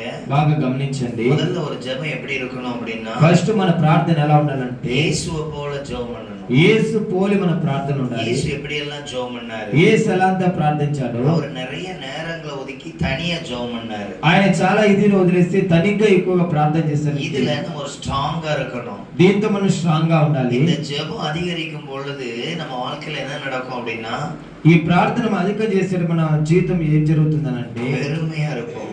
ఏమీ ఉండదు. அதனாலேயே சிலவங்க இவ்வளவு ஜெபம் பண்ணிட்டு என்ன நடக்குது இந்த வீட்டுல அப்படின்னு சொல்லுவாங்க. ఎంతగా ప్రార్థన చేయనగడ ఏం జరగలేదని చెప్పేసి మనం கண்ணுக்கு தெரியாத ஆவிக்குரிய பலத்துல இருக்கிறோம். కన్నుకు తెలియనటువంటి ఆత్మ సంబంధం బలం మనం పొందుకొని ఉంటాము. அந்த பலன் ஒரு நேரத்துல ஒரு ஆசీర్వాதத்தை கொண்டு வரும். ఆ యొక్క బలం కొన్ని సమయాల్లో మనకు ఆశీర్వాదం తీసుకొని அந்த వస్తుంది. ஒரு ஆசீர்வாதம் எத்தனையோ பேருக்கு முன்னால கர்த்தர் நல்லவர் என்பதை விளங்க ఆ பண்ணும். యొక్క ఒక్క ఆశీర్వాదం ఎంతో మంది ముందర దేవుడు మంచివాడు అనేట్లుగా చేస్తుంది. நம்ம எல்லாருக்கும் தெரிந்த ஒரு ஊழியர், మనకు అందరికి తెలిసినటువంటి సేవకులు ஆரோன் சொல்லி ஒருத்தர் உண்டு. ఆరోన్ అనేసి ఒక ఆయన ఉన్నారు. அவர் அந்த பாட்டை எழுதி படித்தார். ఆయన ఒక పాట రాసి పాడారు. என் தாய் உருவாகும் முன்னே, ఎన్ తాయి ఉరువాగు మున్నే అనే ఒక அந்த పాట சாங்க రాశారు. பாடி அவர் எழுதி அவர் பாடினார். ఆ పాటను ఆయన రాసి పాడాడు. எங்கெல்லாம் பாடுறோமோ அங்கெல்லாம் ஒரு பிரசன்னத்தை உணரும். ఎక్కడంతా పాట పాడితే అక్కడంతా ఒక ప్రసన్నత మనం చూడగలుగుతాము. இப்போ அந்த ஊழியக்கார பிடிக்கவே முடியாது. ఇప్పుడు ఆయన పట్టుకోవడానికి அவ்வளவு பிஸியா இருக்கிறார். అంత బిజీ అయిపోయారు. அவர் ஒரு குப்பல்றவர். ఆయన ఒక చెత్త దోసేవాడు. அப்படி இருந்தவரை கர்த்தர் தெரிந்து கொண்டு, இப்ப அவர் போய் ஒரு கூட்டம் நடத்தணும்னா யாரும் வரமாட்டாங்க. ఆయన పోయి ప్రార్థన ఎవరు రారు. அப்ப அவரு உயர்த்தருக்கு ஆண்டவர் அந்த பாடலை தான் ஒரு பெரிய ஸ்டேஜ் அமைத்தார். ఆయన్ను పైకి దేవుడు తీసుకొని వచ్చేదానికి ఆ పాటను ఒక గొప్ప ఇదిగా దేవుడు చేశాడు. பாட்டு உலகம் முழுவதும் கலக்கிச்சு. ఆ పాట లోకమంతా కూడా వెళ్ళింది. இப்போ அவர் எல்லா இடங்களையும் அழைக்கப்படுகிறார். ఇప్పుడు ఆయన అన్ని స్థలాలకు పిలువబడుచున్నాడు. ஆண்டவர் உயர்த்துற ஒரு ஸ்டேஜ். ఇదే దేవుడు పైకి లేవనెత్తే ఒక స్టేజ్. எவ்வளவு ஜோமன்னு வச்சிருப்பாரு. ఎంతగా ప్రార్థన చేసేట్టు దేవుడు చేసినాడు. பாடல் எங்கெல்லாம் பாடுறாங்களோ அங்கெல்லாம் பிரசன்னத்தை உணர்ற அளவுக்கு அவரை பலப்படுத்தி இருப்பாரு. ఆ పాట ఎక్కడంతా పాడితే అక్కడ దేవుని యొక్క ప్రసన్నం వచ్చేటట్లుగా దేవుడు అంతగా ఇచ్చేసారు. அப்போ நம்ம அப்படி மாறிட்டோமா? మనము అలాగా మారామా? நம்ம அப்படியெல்லாம் ஜெபிக்கிறவங்களா இல்ல அப்படி பிரசன்னத்தை வெளிப்படுத்துறவங்களா மாறும் பொழுது మనం అలాగా ప్రార్థించే వాళ్ళగా ప్రసన్నతగా కలిగినటువంటి వ్యక్తులుగా మారినప్పుడు ஒரு பெரிய மாற்றத்தை தருவார். మనల్ని పెట్టుకుని గొప్ప మార్పు దేవుడు తీసుకుని ஏன் వస్తాడు. அப்படின்னா, ఏమనంటే டாக்டரு வைத்தியம் செய்வதற்கு ఇంకా వైద్యం చేసేదానికి அவரை தேடி போவாங்க. ఆయన్ని వెతికి మనం వెళ్తాము. ஏன் அப்படின்னா அவர் டாக்டர். ఏమనంటే ఆయన ఒక డాక్టరు. நாமளும் ஆவிக்குரிய வாழ்க்கையில మనం కూడా ఆత్మ సంబంధమైన జీవితంలో ஜெபம் பண்ற இடத்துல எல்லாம் அற்புதம் நடக்கணும். మనం ప్రార్థించే స్థలాలన్నింటిలో అద్భుతాలు జరగాలి. அப்படி ஒரு ஆவிக்குரிய தேவ பிள்ளையாய் மாறணும். అటువంటి ఆత్మ సంబంధమైన దేవునికి బిడ్డగా మనం మారాలి. ஜெபம் அவ்வளவு மாற்றத்தை கொண்டு வரணும். మన యొక్క ప్రార్థన అటువంటి మార్పుని తీసుకొని రావాలి. தேவன் உங்களுக்கு ஒரு ஸ்டேజ్ அமைச்சு தருவார். దేవుడు మనకు ఒక స్టేజ్ పెట్టి ఉన్నాడు. தேவன் உங்களுக்கு ஒரு உயர்வை தருவார். ఆయన మనకు ఒక గొప్ప మార్పును అనేది తీసుకొని వస్తాడు. எவ்வளவு நேரம் நம்ம ஜெபத்துல ஆண்டவருடைய பிரசன்னத்தை பார்க்கிறோம். మనం ఎంతసేపు మనం చేసే ప్రార్థనలో దేవుని యొక్క ప్రసన్నతను చూడగలుగుతున్నాం. యేసుடைய ஜெபம். ఇదే యేసు యొక్క ప్రార్థన. యేసు ஞானஸ்தானம் எடுத்து வெளியே வந்த உடனே యేసు బాప్తిజం తీసుకుని బయట వచ్చిన వెంటనే పరిశుద్ధ ఆవియానவர் அவர் மேல் இறங்கினார். పరిశుద్ధాత్మ దేవుడు ఆయన మీద వచ్చి ఉన్నాడు. அவர் ஒரு மலையில ஜெபம் பண்ணும் பொழுது ఆయన యొక్క కొండలో ప్రార్థన அந்த చేసేటప్పుడు இடத்துல ஒரு பலத்த மகிமை இறங்கிச்சு. అక్కడ ఒక బలమైనటువంటి మహిమ దిగి அங்க மோசே వచ్చింది. எலியாவும் வந்தாங்க. అక్కడ మోషే ఎలియా వచ్చారు. இத பேதுரு பார்த்தாரு. ఇది పేతురు చూశాడు. இப்ப நம்ம ஜெபம் பண்ணும் பொழுதும் మనం ప్రార్థన చేసేటప్పుడు கர்த்தருடைய தூதர்கள் வரணும். దేవుని యొక్క దూతలు அத రావాలి. சிலர் பார்க்கணும். అది కొంతమంది చూడాలి. அப்ப என்ன தோணும் தெரியுமா? అప్పుడు ఏం జరుగుతుందో తెలుసా? ఏమనుకుంటుందో இங்க తెలుసా? இயேசு இருக்கிறார். ఇక్కడ యేసున్నాడు. இன்னைக்கு போன திருச்சபையில ఇక్కడ ఈ దినం వెళ్ళినటువంటి సంఘంలో பெரிய கூட்டம் இருந்துச்சு. చాలా జనాలు ఉన్నారు. நல்ல பெரிய சபை. చాలా పెద్ద సంఘము. காலையில இங்கிலீஷ் சர்வீஸ் நடந்துச்சு. ఉదయం ఇంగ్లీష్ సర్వీస్, அடுத்தது தமிழ் சர்வீஸ். తర్వాత తమిళ సర్వీస్. அதுல தான் செய்தி கொடுக்க கடந்து போனோம். అందులోని ఆ యొక్క తమిళ సర్వీస్ లో వాక్యం చెప్పడానికి వెళ్ళాను. அப்ப எனக்கு என்ன தோணுச்சு அப்படின்னா అప్పుడు నాకు ఏమనిపించిందనంటే, ரொம்ப பெரிய சர்ச் இல்லையா? చాలా పెద్ద చర్చ్ కదా, நான் என்ன போய் செய்ய போறேன்னு தெரியலையே. నేనేం పోయి చేస్తాను అర్థం కాలేదే. ஆனா அந்த கூட்டங்கள் எல்லாம் முடிந்துட்டு ఆ ప్రార్థన అంతా అయిపోయిన తర్వాత அவ்வளவு பிரசன்னமா ஆண்டவர் வெளிப்பட்டாரு. అంత ప్రసన్నతగా దేవుడు అక్కడ బయలుపరచబడ్డాడు. எல்லாரும் ஜெபம் பண்ண வந்தாங்க. చాలా మంది ప్రార్థన చేసి వచ్చారు. அந்த கம்யூனியன் பிரேயர் நடந்துச்சு. కమ్యూనియన్ సర్వీస్ எல்லாருக்கும் జరిగింది. ரசம் கொடுக்கும்படி என்னை ஊழியர் பயன்படுத்தினார். ఆ యొక్క ద్రాక్షారం ఇచ్చేటట్లుగా సేవకుడు నన్ను ఉపయోగించారు. எல்லாம் முடிஞ்சு நாங்கள் ஜெபம் பண்ணி வெளியே வரும் பொழுது అంతా అయిపోయి మేము ప్రార్థన చేసి బయటకు వచ్చినప్పుడు போதகரமா வந்தாங்க. ఆ యొక్క పాశ్రం వచ్చింది. என்ன bless பண்ணுங்க அப்படின்னு சொன்னாங்க. నన్ను దీవించండి అని చెప్పింది. நான் ఆల్రెడీ அவங்களுக்கு ஜெபம் பண்ணி வெளிப்பாடெல்லாம் சொல்லிட்டேன். నేను ఆల్రెడీ వారికి ప్రార్థన చేసి దేవుడు తెలియపరిచే உங்க మాట கையை చెప్పాను. வச்சு எனக்கு என்ன பண்ணுங்க ஜெபம் பண்ணுங்க. మీ చేయి పెట్టి నా కోసం ప్రార్థన చేయండి అని చెప్పింది. அவங்களுக்கு ஜெபம் பண்ணி முடிச்சேன். ఆమెకు ప్రార్థన చేసి அப்புறம் அந்த ముగించాను. ஊழியர் அந்த போதகர் ஐயா வந்தார். ఆ తర్వాత పాస్టర్ గారు వచ్చారు. என்னையும் bless பண்ணுங்க. నన్ను కూడా దీవించండి. அப்ப அந்த இடத்துல சொன்ன அநேக வெளிப்பாடுகள் ఆ యొక్క స్థలంలో చెప్పిన అనేకమైనటువంటి அந்த சபை அப்படியே ప్రకటనలు பார்க்கத்தக்கதாக இருந்தது. ఆ యొక్క సంఘం చూసేటట్లుగా ఉండింది. ஏன்னா 20 வருஷத்துக்கு முன்னால நடந்த சம்பவத்தை அந்த இடத்துல கர்த்தர் பேசி ఏమంటే 20 సంవత్సరాల ముందు జరిగిన సంభవం అక్కడ அந்த మాట్లాడి ஊழியர் సహాయం చేశారు. பாடுபட்ட சில காரியங்களை ஆண்டவர் ఆ பேசினார். యొక్క సేవకుడు పాడుబడిన కొన్ని పరిస్థితులు దేవుడు అక్కడ கேட்கும் మాట్లాడాడు. பொழுது அவங்களுக்குள்ள ஒரு பெரிய ஆச்சரியம். வந்த ஒரு மனிதன் தேவ மனிதன் என்று. ఆ మాటలు వింటున్నప్పుడు జనులందరూ వచ్చినటువంటి వ్యక్తి దేవుని యొక్క మనిషి அதுக்கு అంటున్నారు. காரணம் நான் இல்ல, இயேசுதான். దానికి కారణం నేను కాదు, యేసు మాత్రమే. உங்க வாழ்க்கையில எப்போதும் இயேசு கூட இருக்கணும். మీ జీవితంలో ఎప్పుడూ యేసు మీతో அப்ப కూడా நீங்க ఉండాలి. செய்யறதெல்லாம் அவர் ஆசீர்வதிச்சுக்கிட்டே இருப்பாரு. మీరు చేసేదంతా ఆయన ఆశీర్వదిస్తూ ஒவ்வொரு వస్తుంటారు. நாளும் உங்க தேவைகளை சந்திப்பாரு. ఒక్కొక్క దినం మీ అక్కర్లు తీరుస్తాడు. நீங்க ஜெபம் பண்ணும் பொழுது இயேசு என்ன என்கிட்ட பேசுகிறார் என்பதை புரிந்து கொள்ள మీరు முடியும். ప్రార్థన చేయడం ఈ దేవుడు ఏం నాతో మాట్లాడతాడని మనం గమనించాలి. அந்த அளவுக்கு உங்க ஜெபத்துல மாற்றத்தை எழுப்புங்க. అంతగా మీ యొక్క ప్రార్థనలో మార్పు అనేది நீங்க ఉండాలి. ஜெபத்துக்கு இன்னும் முக்கியத்துவம் கொடுங்க. మీరు ప్రార్థనకు అధికంగా ముఖ్యత్వం ఇవ్వండి. ஒரு 3 விதமான ஜெபத்தை சொல்லுகிறேன். 3 రకాలైన ప్రార్థనలు చెప్తాను. பைபிள்ல சிலர் அப்படி ஜெபம் பண்ணி இருக்கிறாங்க. బైబిల్లో కొంతమంది అలాగా ప్రార్థించారు. முதல் ஜெபம் மோசேயுடைய ஜெபம். ఫస్ట్ మోషే ప్రార్థన. அவர் கைகளை உயர்த்தி ஜெபம் பண்ணினார். ఆయన చేతుల పైకెత్తి அவர் ప్రార్థించారు. கை கீழே இறங்கும் பொழுது ఆయన చేతులు కింది இந்த దించినప్పుడు இஸ்ரவேல் டீம் தோல்வி அடைந்தார்கள். ఇశ్రాయేలు అపజయం పాలవుతున్నారు. இவர் கைகளை உயர்த்தும் பொழுது ఆయన చేతుల పైకెత్తినప్పుడు யுத்தம் பலமாய் நடந்தது. యుద్ధం చాలా బలముగా జరిగింది. இவர் கையை உயர்த்தினா இறக்குனா வித்தியாசம் தெரிஞ்சிச்சு. ఇప్పుడు చేతులు పైకెత్తడం వలన కింది దించడం వలన వ్యత్యాసం అనేది తెలుసుకున్నాము. நம்மளுடைய முழங்கால் நம்மளுடைய கைகளை உயர்த்தி தேவனை நோக்கி பார்த்து ஆண்டவரே எனக்கு இறங்கும் என்று சொல்லும் பொழுது அங்கே ஒரு அற்புதம் நடக்கும். అప్పుడు మనం మోకాళ్ళు వేసి చేతులు పైకెత్తి ప్రభువా నా కొరకు దిగిరండి అని చెప్పినప్పుడు అక్కడ ఒక గొప్ప அந்த మార్పు மாதிரி వచ్చింది. ஜெபம் ஒரு அரை மணி நேரம் பண்ணி பாருங்க. అటువంటి ప్రార్థన ఒక అరగంట సేపు చేసి చూడండి. நிச்சயமா ஆண்டவர் ஒரு மாற்றத்தை தருவார். నిశ్చయంగా దేవుడు ఒక గొప్ప మార్పును இப்ப చూపిస్తాడు. அந்த ஜெபத்துல வளவளன்னு ஜெபம் இல்ல. ఆ యొక్క ప్రార్థనలో அந்த ஜெபம் வளவளன்னா தேவையில்லாத வார்த்தை வரவே இல்லை. అటువంటి ప్రార్థనలో అనవసరమైన మాటలు ఏమీ రావు. அப்ப அவர் என்ன மட்டும்தான் ஜெபம் பண்ணாரு? ఆయన ఏం మాత్రం ప్రార్థన చేశారు? அமலேக்கியோரோட யுத்தம், అమాలేకీయులతో చేస్తున్నటువంటి యుద్ధం, ஜெயம் மட்டும் வேணும், జయం మాత్రమే కావాలి. இதுதான் ஜெபம். ఇదే ప్రార్థన. இஸ்ரவேல்ங்கிறது அவருடைய குடும்பம், ఇశ్రాయేలు వారి యొక్క కుటుంబము, இவர்தான் தலைவர், ఆయనే యొక్క தலைவர் పెద్ద మనిషి, లీడరు. அந்த லீடர் எல்லா ஜனங்களையும் பாதுகாக்கும்படி அப்படி ஜெபம் ఆ பண்றாரு. యొక్క లీడరు అందరినీ కాచి కాపాడేట్టుగా ప్రార్థన చేస్తున్నాడు. அப்போ உங்க வீட்டுல ஒரு அற்புதம் நடப்பதற்கு మీ ఇంట్లో ఒక అద్భుతం జరిగేదానికి அப்படி ஜெபம் பண்ணுங்க.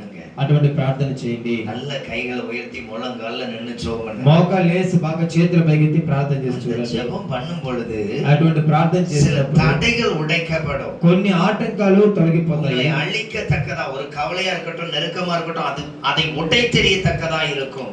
ఆ యొక్క మీలో ఉన్న కలవరం కావచ్చు, పోరాటం కావచ్చు, తొలగేటట్లుగా అటువంటి కార్యాలు జరుగుతాయి. அடுத்த ஒரு ஜெபம், నెక్స్ట్ ఒక ప్రార్థన பைபிள்ல சொல்லப்பட்டிருக்கு. బైబిల్లో చెప్పబడింది. யோசுவா ஆயி பட்டணத்தில் தோல்வி அடைந்தார். యెహోషువ హాయి పట్టణాన్ని లయపరిచింది. அந்த தோல்வி அடையும் பொழுது ఆ యొక్క దాని మీద ఇచ్చేసినప్పుడు, இன்னைக்கு நம்ம கையில பைபிள் இருக்கு, ఇప్పుడు ఈ దినాన మన చేతిలో బైబిల్ அன்னைக்கு ఉన్నాయి. அவங்க உடன்படிக்கை பெட்டியை வச்சு அதுக்கு முன்னால போய் ஜெபம் பண்ணுவாங்க. ఆ దినాల్లో మందసం పెట్టుకుని వాళ్ళ ముందర ప్రార్థన அதுக்கு மேல చేసేవారు. வந்து ஆண்டவருடைய பிரசன்னம் இறங்கி அதுல யார் கர்த்தரோட பேசுறதுக்கு அந்த தன்னை இருதயத்தை ஆயத்தப்படுத்துறாங்களோ, ఆ యొక్క మందసం పెరిమి దేవుని యొక్క ప్రసన్న దిగి వచ్చి ఎవరు దేవునితో మాట్లాడి సిద్ధపడుతున్నారో அவங்களிடத்துல கர்த்தர் இடைபடுவார். వారితో దేవుడు మాట్లాడతాడు. அப்போ அந்த உடன்படிக்கை பெட்டி முன்னால வச்சுட்டு ఆ యొక్క మందసం పెట్టి ముందర పెట్టుకొని அவன் ரெட்டு உடுத்தி இருந்தான். ఆయన తల కింది పెట్టేసి భయంకరంగా ఏడుస్తూ ప్రార్థన చేశాడు. அதுக்கு பேரு துக்கத்துல நான் இருக்கிறேன், துக்கத்துல கர்த்தரை தேடுறேங்கிற ஒரு ட்ரெஸ். దానికి దుఃఖంతో ఉన్నాననేసి ఒక వస్త్రము. அந்த பெட்டிக்கு முன்னால மன்றாடி சாஷ்டாங்கமாய் விழுந்து கிடந்தார். ఆ యొక్క మందస పెట్టికి సాష్టాంగ పడి ఆయన ఏడుస్తున్నాడు. அவங்க தோல்வி అடைஞ்சிட்டாங்க. వాళ్ళు అపజయం పొందుకున్నారు. காலையில இருந்து சாயந்தரம் வரைக்கும் இந்த பிரேயர் நடக்குது. ఉదయం మొదలుకొని సాయంత్రం వరకు ఈ ప్రార్థన జరుగుతుంది. எந்திரிச்சுலாம் போகல, లేసంతా వెళ్ళలేదు. சாயந்தரம் மறுபடியும் கர்த்தர் பேசுகிறார். సాయంత్రం మరలా దేవుడు మాట్లాడుతున్నాడు. அவங்களுக்கு தெளிவான ஆலோசனை கொடுக்கிறார். వారికి తెలివిగలిగిన ఆలోచన చెప్తున్నాడు. அடுத்த நாள் யுத்தத்துல வெற்றி, నెక్స్ట్ నాள் మీకు యుద్ధంలో జయము. அப்ப நம்ம வீட்டுல குடும்பத்துல ஏதோ ஒரு தேவைகள் இருக்கு. ఆవిడ మన ఇంట్లో కుటుంబంలో ఏదో ఒక అక్కడ అవసరం ఉంది. கண்டினியூஸா 3-4 மணி நேரம் ஜெபம் பண்ணுங்க. కంటిన్యూ 3-4 గంటలు ప్రార్థన చేయండి. எந்த வேலைக்கும் இடம் கொடுக்காதீங்க. ఏ పని కూడా స్థలం ఇవ్వద్దండి, చోటు ఇవ్వద్దండి. அதுக்கப்புறம் அந்த பிரச்சனையை சந்திங்க. ఆ తర్వాత ఆ యొక్క సమస్యను ఎదుర్కొనండి. கர்த்தர் பெரிய அற்புதங்களை செய்வார். దేవుడు గొప్ప అద్భుతాన్ని చేస్తాడు. அதை யோசித்து பாருங்க, எப்படி ஜெபம் பண்ணி இருக்கிறார். ఆలోచించుడు ఎలాగ ఆయన ప్రార్థన அவர் அதுல చేశాడు. சாஷ்டாங்கமா விழுந்துட்டாரு. ఆ యొక్క సమయంలో ఆయన సాష్టాంగ నమస్కారం, సాష్టాంగ పడుతున్నాడు. நான் தோல்வி அடைஞ்சிட்டேன், ప్రభువా మేము అపజయం పొందుకున్నాము. அதுல கிடக்கிற மண்ணெல்லாம் அள்ளி தலை மேல ఆ போட்டுக்கிட்டு రెండు మన్నంతా ఎత్తి తల మీద పోసుకుంటున్నాడు. அந்த ஜெபத்துக்கு அர்த்தம் என்ன தெரியுமா? ఆ ప్రార్థనకు అర్థం ఏం తెలుసా? நான் అழிஞ்சு போற வாழ்க்கையில இருக்க எனக்கு உதவி నేను பண்ணுங்க. నశించిపోయేటువంటి పరిస్థితుల్లో నాకు సహాయం చేయండి. அப்ப ரெண்டு ஜெபத்துக்கும் வித்தியாசம் தெரியுதா? రెండు ప్రార్థనకు వ్యత్యాసం తెలిసిందా? ஒருவர் கைகளை உயர்த்தி பரலோகத்தை பார்த்தார். ఒకరు చేతుల పైకి పరలోకాన్ని చూస్తున్నారు. அதே டீம் நடத்தின யோசுவா தன்னை சாஷ்டாங்கமாய் மண்டியிட்டு ஜெபிக்கிறார். అదే ఇశ్రాయేలు నడిపిస్తున్నటువంటి యెహోషువ సాష్టాంగపడి ప్రార్థన చేస్తున్నాడు. ஆண்டவர் ஆல்ரெடி வாக்கு கொடுத்திருந்தாரு. దేవుడు ఆల్రెడీ వాక్యం ఇచ్చి ఉన్నాడు. உன்னை இவர்களுக்கு முன்பாக மேன்மைப்படுத்துவேன்னு. వీళ్ళందరికి ముందు నేను గొప్పగా చేస్తాననేసి. அப்ப இந்த இடத்துல ஏன் தோல்வி அடைஞ்சாரு? అయితే ఈ సమయంలో ఎందుకు ఇక్కడ అపజయం పొందుకున్నారు? அவருடைய லீடர்ஷிப்ல சின்ன சின்ன மிஸ்டேக் இருந்துச்சு. ఆయన యొక్క నాయకత్వంలో కొన్ని లోపాలు ఉన్నాయి.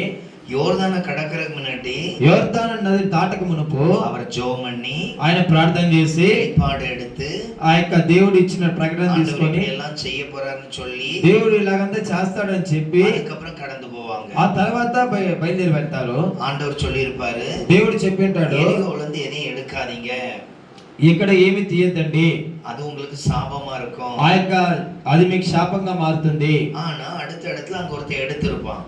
అయితే ఆ సమయంలో ఒక వ్యక్తి అక్కడ శాపగ్రస్తమైన వాటిలో కొన్ని తీసుకుంటాడు. ஆயி பட்டணத்துக்கு போறக்கு சரியா இதே போல காத்திருந்து ஜெபம் பண்ணியிருக்க மாட்டாங்க. హాయి పట్టణానికి వెళ్లే మునుపు ఇలాగే యోర్దాను విషయంలో ఎలాగైతే ప్రార్థన చేసి అలాగే ప్రార్థన చేసి ఉండిండరు. ஆண்டவர் என்னெல்லாம் எதிர்பார்க்கிறாருன்னு காத்திருந்திருக்க மாட்டாங்க. దేవుడు ఏమైతే ఎదురు చూస్తారని చెప్పేసి వాళ్ళు ఎదురు చూస్తున్నారు. அதனாலேயே அங்க தோல்வி அடைஞ்சிருப்பாங்க. అందువల్ల అక్కడ అపజయం పొందుకున్నారు. அந்த தோல்வியை மாத்திரக்கு அழகா ஜெபம் பண்றாரு. ఆ యొక్క అపజయం మారేదానికి ఏడ్చి ప్రార్థన చేస్తున్నారు. இது இரண்டாவது ஜெபம். ఇది రెండవ ప్రార్థన.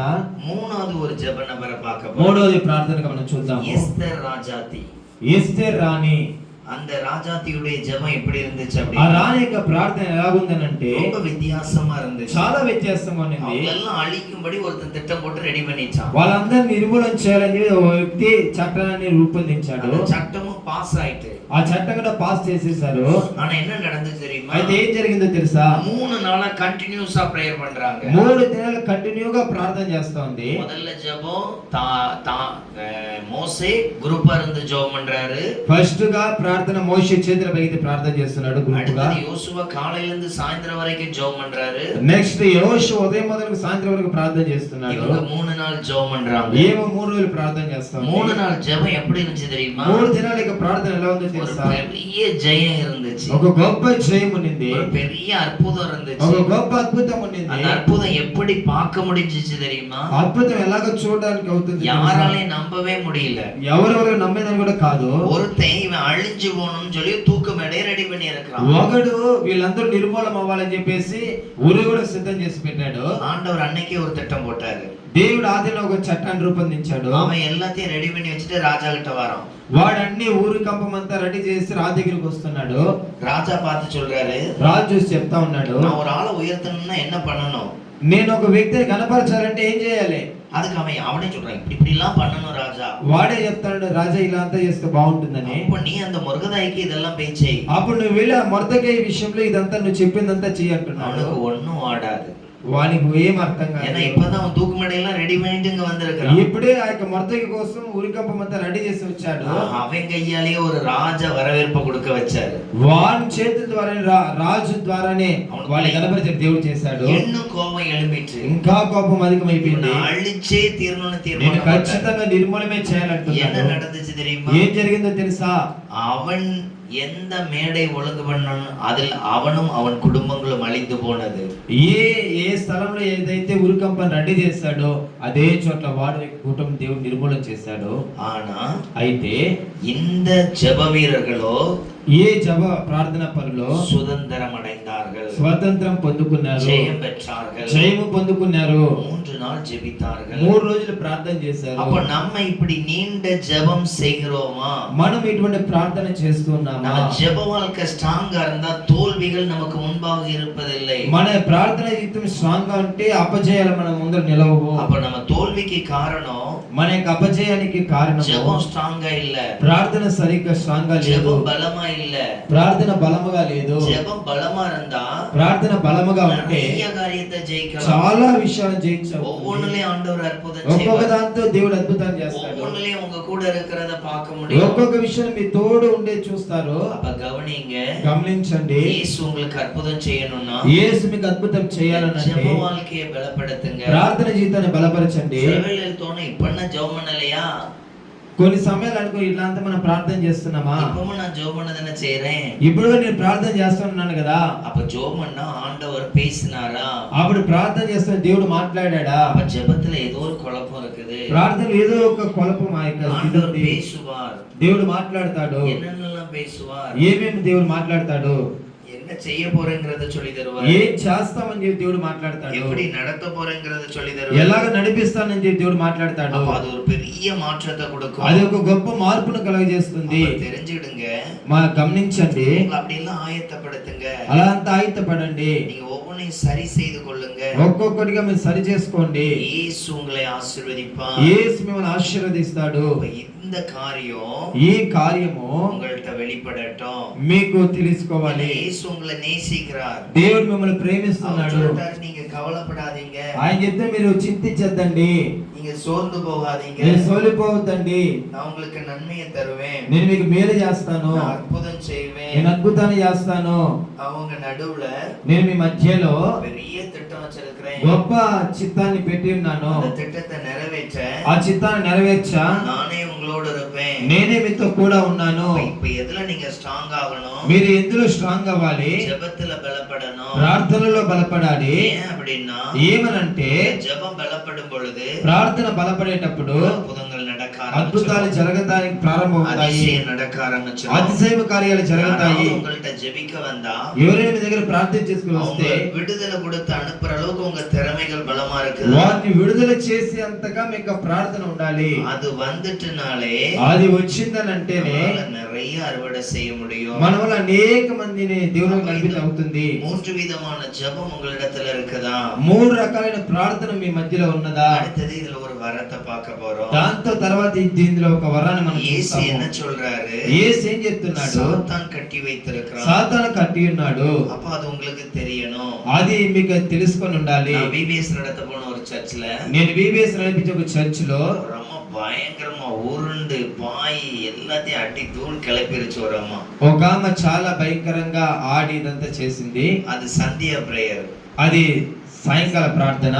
அந்த சந்தியா பிரேயர்ல ఆ సాయంకాల ప్రార్థనలో ஒரு அபிஷேக கூட்டம் நடத்தணும். ఒక అభిషేక ప్రార్థన జరుగుతా ఉంది. நான் ஒரு பிள்ளைய நான் கொஞ்சம் பேரை டைரக்டரா கொண்டு வந்திருக்கிறேன். నేను కొంతమందిని తీసుకొని వచ్చినాను. அப்ப அதுல ஒரு பிள்ளை சொல்றா, అందులో ఒక అమ్మాయి చెప్తా ఉంది. ஒவ்வொரு ஆள்கிட்டையும் போய் கேட்கறா, ఒక్కొక్కరి దగ్గర పోయి అడుగుతాంది, இந்த அக்கா மட்டும் இங்க உருண்டு அங்க உருண்டு இங்க உருண்டுட்டு இருந்தாங்க அப்படின்னு. ఏమి ఎక్క మాత్రం ఇక్కడి నుంచి అక్కడికంతా దొల్లతా ఉంది. சிலருக்கு அது தெரியாது. కొంతమందికి అది తెలియదు. அது வந்து ஆண்டவர் இறங்கிட்டார். అది దేవుడు అక్కడ దిగి వచ్చి ఉన్నాడు. இன்னும் ரொம்ப சொல்லுது, அபிஷேகத்துல நிரம்பிட்டாங்க. ఆ అభిషేకంలో నింపబడ్డారు. அந்த பிள்ளை சிஎஸ்ஐ சர்ச்சுக்கு போற பிள்ளை. ఆమె సిఎస్సి చర్చికి వెళ్ళే అమ్మాయి. இது அதனால புரிந்து கொள்ளவே முடியல.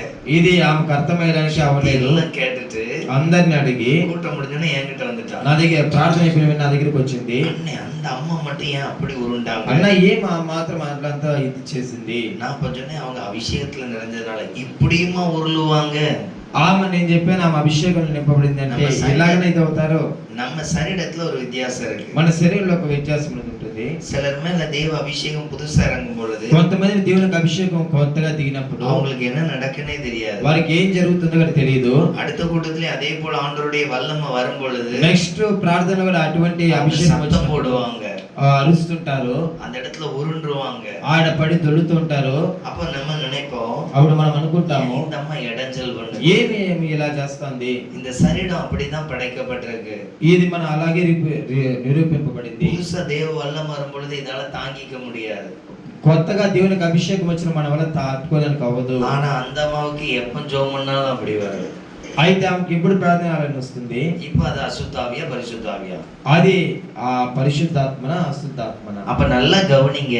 అప్పుడు గమనించండి, அந்த అమ్మాவுக்கு அப்படி வர்றதுக்கு இன்னொரு ரீசன், ఆమెకు అలా రావడానికి ఏం కారణమో, எப்போதும் ஆண்டவரோடு நிரப்பப்படணும்னு விரும்பிக்கிட்டே இருக்கும். ఎప్పుడు దేవునితో దేవుని ద్వారా నింపబడాలనే ఆశ. அதனால ஜெபம் பண்ணும் பொழுது அப்படி சத்தம் போட்டு நிரம்பினா ஆண்டவர் என்ன இன்னைக்கு நிரப்பிட்டாருங்கிற ஒரு சிந்தையில நிரப்பப்பட்டவங்க. అందువల్ల నా ప్రార్థన చేయడంతా గట్టిగా అరిచి దేవుడు నన్ను నింపాడని చెప్పి చెప్తా ఉంటుంది. நான் கூட ఆరంభத்துல నేను కూడా ప్రారంభంలో 2 வருஷம் அப்படிதான் இருந்தேன். 2 సంవత్సరాలు అలాగే ఉన్నాను. நான் ஜெபம் பண்ண ஆரம்பிச்சேன் నేను அப்படின்னா ప్రార్థన చేసి స్టార్ట్ சர்ச்சில் చేశాను. அப்ப விசுவாசி చర్చిలో విశ్వాసి, நிறைய சேர் இருக்கும். చాలా చైర్స్ எல்லா ఉంటాయి. சேரையும் அடி தூள் கிளப்பிடுவேன். అన్ని చైర్లు అలా ఇలా பக்கத்துல ஒரு சேர் இருக்காது. పక్కన ఒక చైర్ కూడా ఉండదు. அப்புறம் ஒரு நாள் అప్పుడు తర్వాత ఒక రోజు மாஸ்டர் சொன்னாரு, எல்லாம் பின்னால போய் இருக்காதீங்க, முன்னால வாங்க அப்படின்னாரு. పాస్టర్ ఎందుకు వెనకాల వెళ్ళి ముందుకు రండి అన్నారు. சொன்ன உடனே முன்னால போயாச்சு. చెప్పిన వెంటనే ముందరికి వెళ్ళాను. முன்னால போய் அதே போல சேர்லாம் அடி தூள் கிளப்பிட்டேன். వెళ్ళిన వెంటనే ఆ ప్రకారంగానే அதுல ஒரு ஆட்டோ டிரைவர் இருந்தாரு. అక్కడ ఒక ఆటో డ్రైవర్ ఉన్నాడు. அவர் சொன்னார், சர்ச்ல வந்து ஆடிக்கிட்டா இருக்கிற, చర్చిలో కొంచెం ఆడుతా ఉన్నావా? பரிசுத்தாவினர் இறங்குன எனக்கு தெரியாது, పరిశుద్ధాత్మ నింపబడితే నాకు తెలియదా? நீ இந்த டான்ஸ் ஆடிக்கிட்டு இருக்கிற నువ్వు ఇలాంటి డాన్స్ చేస్తున్నావు அப்படின்னு அவர் கிண்டல் பண்ணல, திட்டாரு. అలానే ఆయన తిట్టాడు. அழுதுகிட்டே வீட்டுக்கு போனேன். ఏడుస్తూ ఇంటికి వెళ్ళాను. உடனே பாஸ்டர் பையனை கூப்பிட்டு, వెంటనే పాస్టర్ కొడుకు నన్ను పిలిచి, அவர் அப்படிதான், ఆయన అంతేలే, எது நீங்க கவலைப்படாதீங்க, దేన్ని చింతించద్దు, அவருக்கு உங்க அந்த ஆவிக்குரிய அன்பு தெரியாது, ఆయనకు ఆత్మ సంబంధమైన విషయాలు తెలియదు. அதுக்கப்புறம் கொஞ்ச நாள் போக போக తర్వాత కొద్ది దినాలు జరగంగా இப்ப జరగ ஆட மாட்டேன், ఇప్పుడు ఆడను, இப்ப கீழே விழ மாட்டேன், ఇప్పుడు కింద పడిపోను, கை எல்லாரும் போல நல்லா தட்டுவேன், ఆ చప్పట్లు అంతలాగా சத்தமா தேவனை துதிப்பேன்.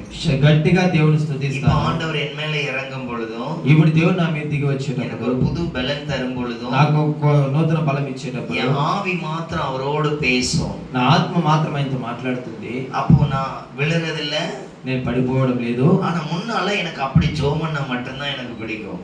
ముందు అలా గట్టిగా ప్రార్థన చేస్తే మాత్రం నాకు ఇష్టంగా ఉంటుంది. மாற்றம் வரும் பொழுது మార్పు కలిగేటప్పుడు என் சரீரம் அந்த ஆவியானவரை ஏற்றுக்கொள்கிற பலனுக்குள்ள வந்து నా விட்டது. శరీరము దేవుని యొక్క ఆత్మను పొందుకోవడానికి ఆ యొక్క బలం పొందుకొని ఉంది. அப்ப நல்லா கவனிங்க, గమనించండి, பரிசுத்த ஆவியானவர் ஒரு ஆள் மேல இறங்கும் பொழுது இப்படிப்பட்ட வித்தியாசங்கள் உண்டாகும். పరిశుద్ధాత్ముడు ఒక వ్యక్తి మీద దిగినప్పుడు ఇటువంటి వ్యత్యాసం அசுத்த ఉంటుంది. ஆவி சில கூட்டத்துல அப்படி ஆடும்.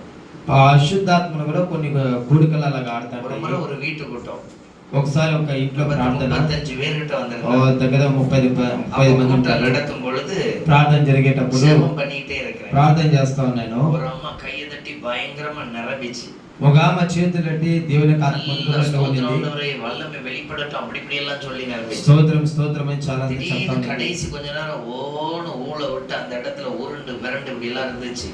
కొంతసేపు తర్వాత చూసినట్లయితే కింద పడి ఆడతా இடத்துல ఉంది. எனக்கே டவுட் வந்துருச்சு, నడిపించి నాకే డౌట్ గా இது అయిపోయింది. பரிசுத்தாவியா அசுத்தாவியா? ఇది పరిశుద్ధాత్మన ஏன்னா అశుద్ధాత్మ? கூட்டம் முடிஞ்ச உடனே என்கிட்ட கேள்வி கேட்பாங்க, ఏమంటే "பிரதர், அந்த அம்மாவுக்கு பரிசுத்தாவி ஊற்றப்பட்டுச்சா?" அப்படின்னு.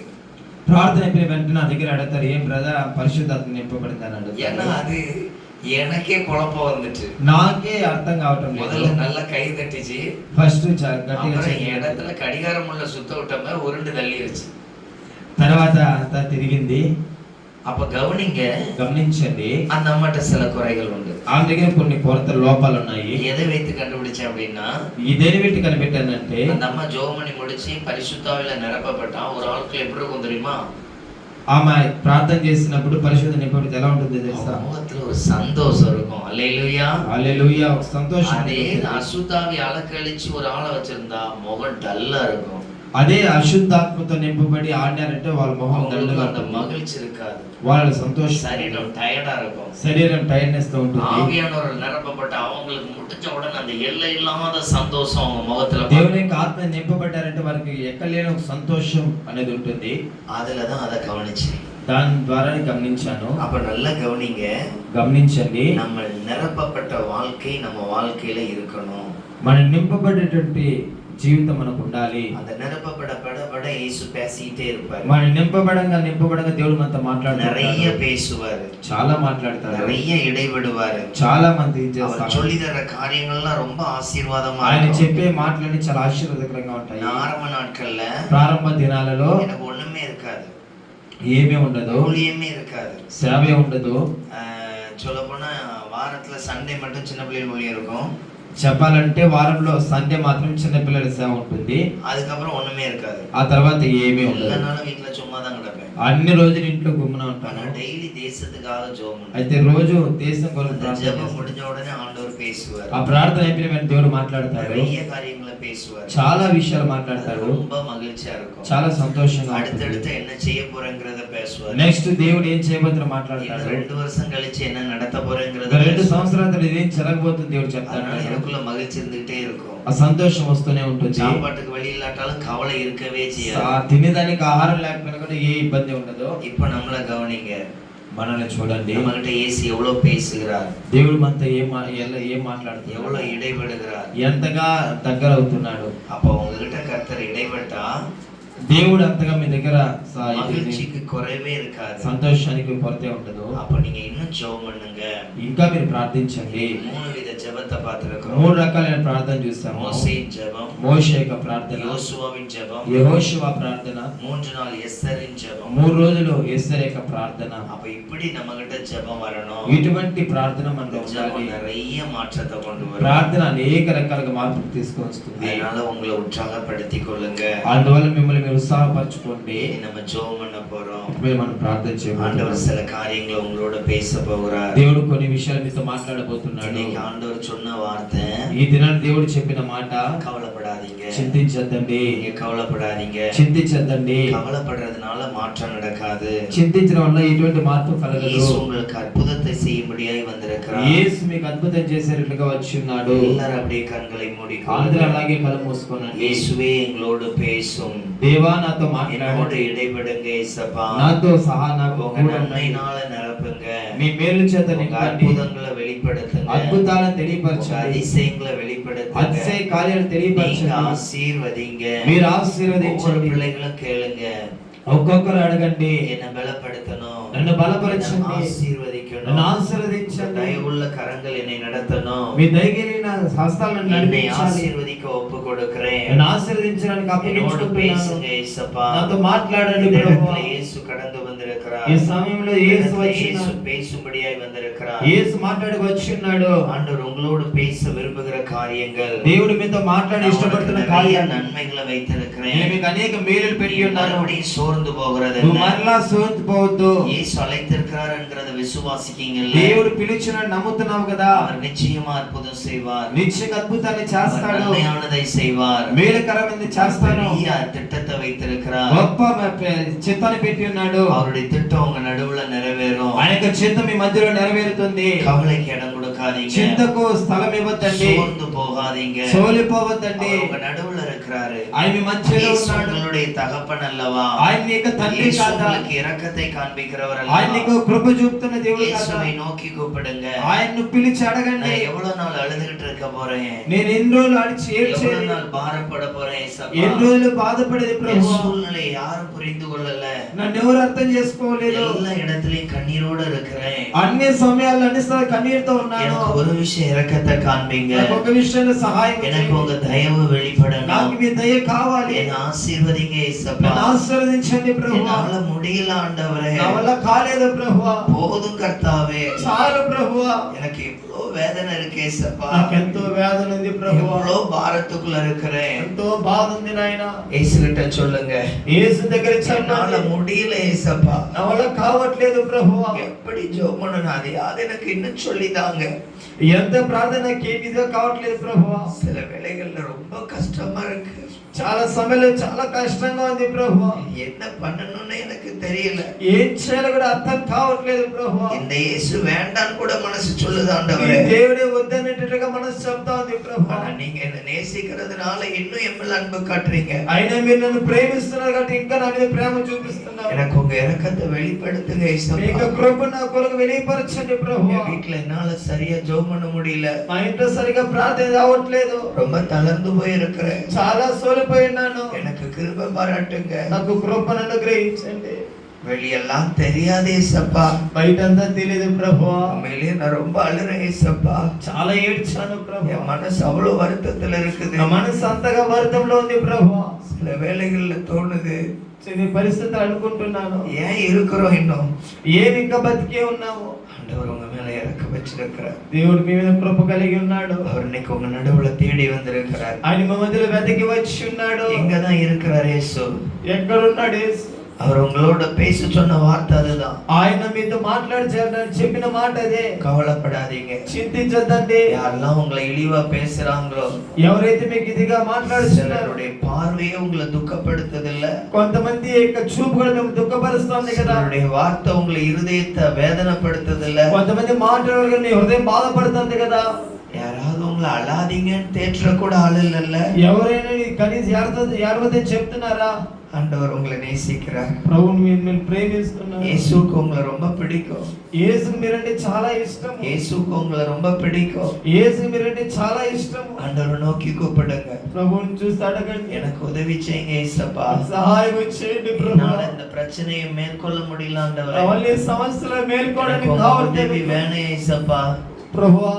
இயேசுவே எனக்கு இறங்குங்க, ప్రభా నా కొరకు இயேசுவே దిగి- எனக்கு இறங்குங்க, దిగిరండి இயேசுவே ప్రభా. எனக்கு இறங்குங்க. దిగిరండి என்னை నాయనా. வேதனைப்படுத்துற எல்லா காரியங்களும் எனக்கு உதவி உண்டாகட்டும். నేను దుఃఖపడుతున్న కార్యాలన్నిటి నాకు సహాయం వచ్చి எனக்கு உங்க అன்பு வேணும் ஏசப்பா, నాకు అనుభవం కావాలి, உங்க அரவணைப்பு வேணும் మీ ஏசப்பா. సహాయం కావాలి இந்த ప్రభా. இடத்துல அநேக தூதர்கள் வந்து நிற்கிறத பார்க்கிறேன். ఈ సమయంలో అనేక దూతలు వచ్చి నేను இந்த చూస్తున్నాను. மேல்கூரை பிரிக்கப்பட்டிருக்கிற ஒரு காட்சியை பார்க்கிறேன்.